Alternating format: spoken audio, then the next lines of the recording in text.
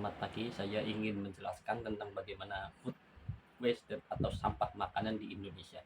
Ini menjadi perhatian kita semua bahwasanya sampah makanan ini cukup membahayakan dan kita lihat banyak isu-isu lingkungan hidup yang mulai kita harus bisa perhatikan satu sama lain. Dan ini saya akan menjelaskan bagaimana food waste ini adalah sampah makanan gitu loh, atau limbah makanan apapun itu.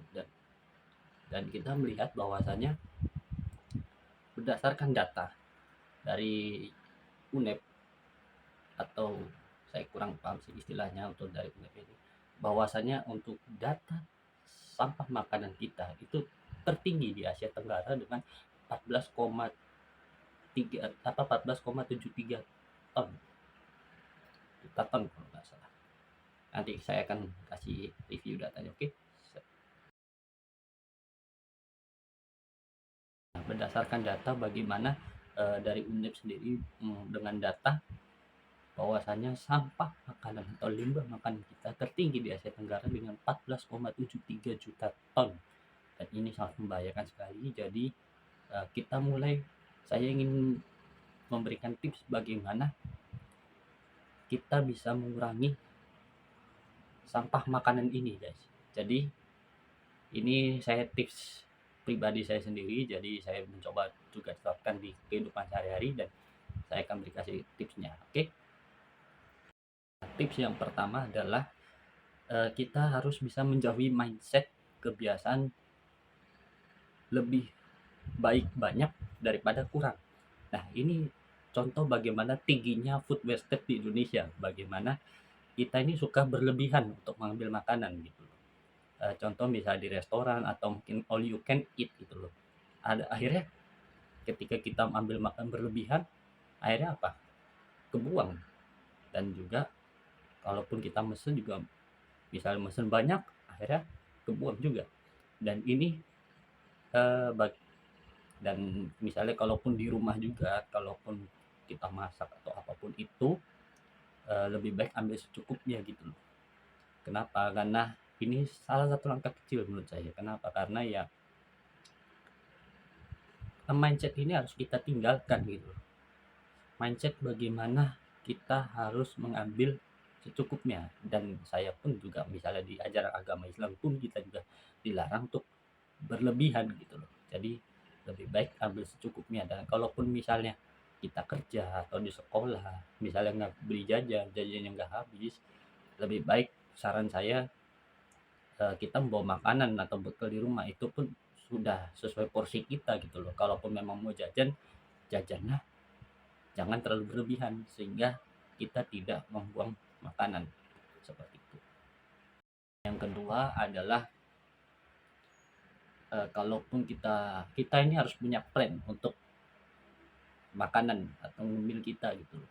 Jadi semisal eh, kita ini kadang kan ya namanya manusia kan pasti misalnya kita lagi lapar mata gitu, pingin menuhin alias istilah tanda kutip cemitan lah gitu.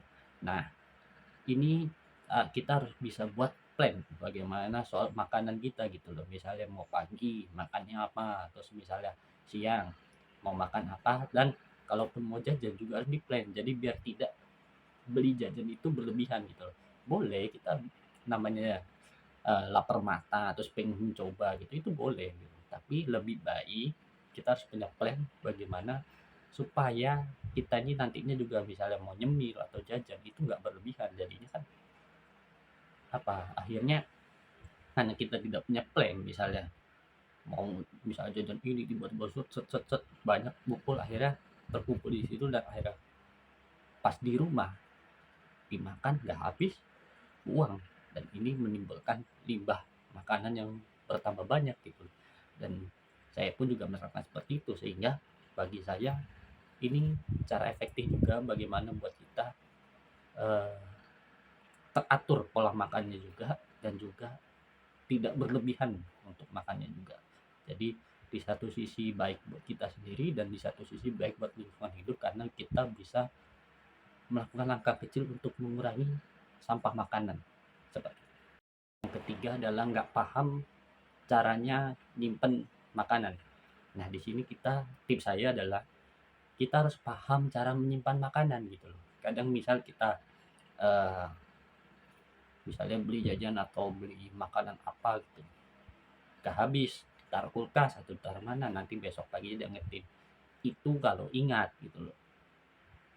Dan kita juga tahu bahwasanya tidak semua makanan itu bisa ditaruh di kulkas gitu loh. Ada mungkin makanan yang bisa ditaruh di kulkas, jadi besoknya bisa dihangatkan kembali dan dimakan kembali, dan juga ada yang tidak bisa gitu loh.